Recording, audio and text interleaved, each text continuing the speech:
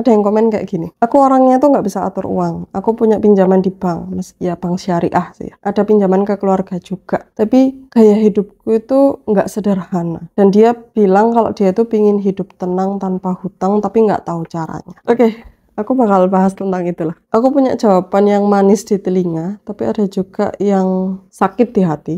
Tapi itu adalah kenyataan yang sebenarnya harus diterima semua orang. Aku bakal jawab dengan cara yang manis dulu ya. Ya, selama misalnya uangnya halal, yang kamu dapatkan halal ya nggak apa-apa lah ya. Kalau bisa hutangnya segera dilunasi, karena kan kita khawatir ya ada bunga bank. Meskipun bank syariah ya, aku tuh nggak begitu paham apakah dia tuh benar-benar syariah atau enggak. Karena ya dalam Islam kan nggak boleh ada bunga, jadi kita lebih baik berhati-hati aja lah ya. Pelan-pelan dilunasi dan jangan ditambah lagi. Gaya hidup juga diperbaiki. Stoplah beli barang-barang yang nggak penting, yang belum perlu itu stop dulu. Nanti juga bakal lama-lama hutang itu akan hilang dan ya hidup kalian lebih tenang. Itu jawaban yang aku balut dengan banyak banget gula. Tapi ini buat kalian yang punya masalah sama, yaitu nggak bisa atur uang dan nggak tahu caranya dan lagi punya hutang gitu ya misalnya. Dan kalian merasa perlu untuk diberikan fakta yang sebenarnya. Kalau kalian mau dengar itu, kalian tetap dengerin ini. Kalau enggak, silahkan di skip, nggak apa-apa.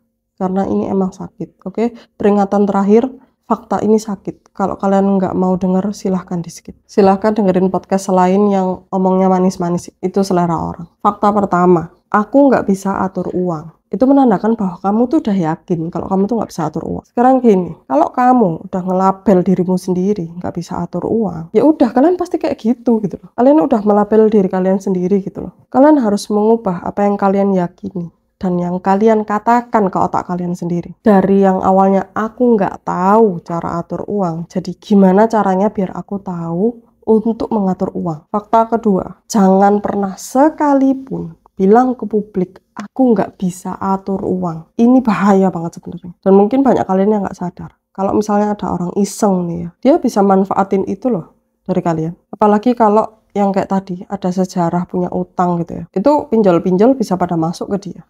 Nawarin ini, nawarin itu gitu. Dan kalau dia goyah ya dia bisa aja nambah utangnya. Orang-orang yang iseng, orang-orang yang pingin dapat duit cepet, bisa aja menerkam orang-orang seperti itu dengan tipu-tipunya mereka. Hati-hati, oke? Hati-hati. Kalau kamu bilang kayak gitu tuh ke media sosial, itu kayak kamu tuh meneriakkan ke dunia gini, aku punya duit guys, tapi aku nggak tahu gimana cara makainya, dan aku nggak tahu ini dibuat apa, bantuin aku dong gitu. Dan orang-orang yang ngerti duit dan orang-orang yang butuh duit itu bakal bilang kayak gini loh ke kalian, sini uangnya kasihin ke aku kelola deh buat kamu. Uangmu dipegang sama dia dengan dalih, sini aku kelola uangmu. Entah itu bilangnya investasi lah atau apa. Apakah pernah terjadi? Banyak. Kalian searching aja berita investasi bodong atau apa, ya kayak gitu. Itu serupa lah. Orang yang ngerti duit, dan kalau dia baik, dia bakal bantuin kamu beneran. Dan orang yang ngerti duit atau butuh duit cepet dan dia hatinya nggak baik, ya itulah jadi kayak investasi bodong dan lain-lain. Kalian ngerti sendiri lah, banyak beritanya, cari aja sendiri.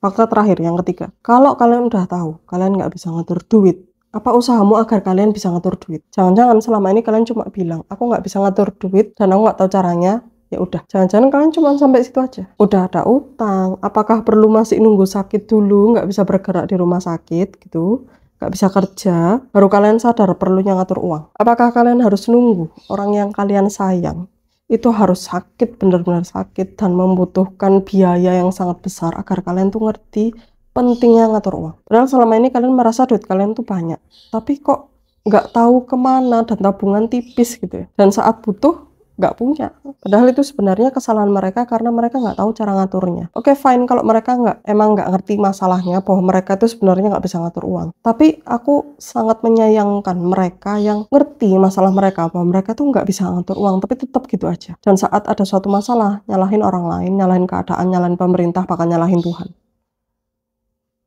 Aneh nggak sih? Pada akhirnya orang-orang yang punya masalah seperti tadi, sebenarnya mereka tahu kok kekurangan mereka. Atau misal itu kekuranganmu ya, kamu tahu kekuranganmu itu, tapi kamu memilih kayak acuh aja dengan hal itu. Kayak ya udahlah, saat ekonomi terguncang, saat COVID kemarin, nyalahin pemerintah, nyalahin keadaan, parahnya lagi sampai kalian tuh nyalahin Tuhan. Itu kayak tolonglah, Aku gatel banget dengan orang-orang yang kayak gitu. Gini loh Rek ya, ilmu di zaman sekarang itu murah dan mudahnya kebangetan.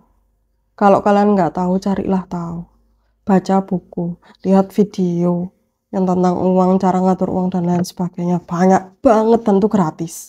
Oke, kalau video gratis ya, kalau buku bayar. Males nonton video, ada tuh ChatGPT, carilah itu. Gampang banget lah sekarang. Sebenarnya aku lebih banyak dapat ilmu dari buku ya daripada dari video. Tapi itu tergantung orangnya sih.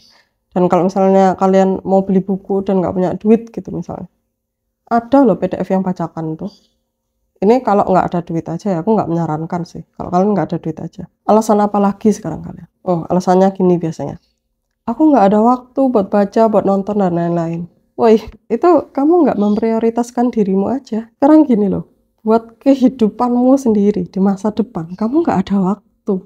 Aneh nggak sih? Kalau kalian udah bilang kayak gitu ya, aku bisa ngomong apa lagi? Ya pada akhirnya aku cuma bisa ngomong ya terserah kamu deh. Semoga Tuhan melindungi kamu dari hal-hal yang belum mampu kamu selesaikan karena ya kelakuanmu sendiri. Kenapa kok aku sering ngomong uang? Karena saat kalian ekonominya terguncang, nggak bisa makan, melakukan apa aja tuh bisa. Kamu kira orang ngerampok tuh karena apa? Nggak punya uang atau pengen uang cepet. Aku selalu sering-sering aku ngomong tentang uang ya, mulai saat ini. Aku nggak suka lihat ada orang lain kesulitan hanya karena nggak punya uang.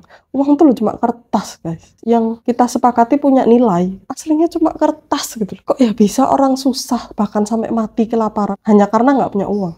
Apalagi kalau misalnya di awalnya kaya dan tiba-tiba hancur gitu ya karena nggak bisa ngatur uang. Wah itu udah aku marahnya dan gatelnya minta ampun dah itu. Dan udah dari situ mereka nggak bisa bangkit lagi lah, itu udah tambah, nggak tahu lagi aku mau gimana.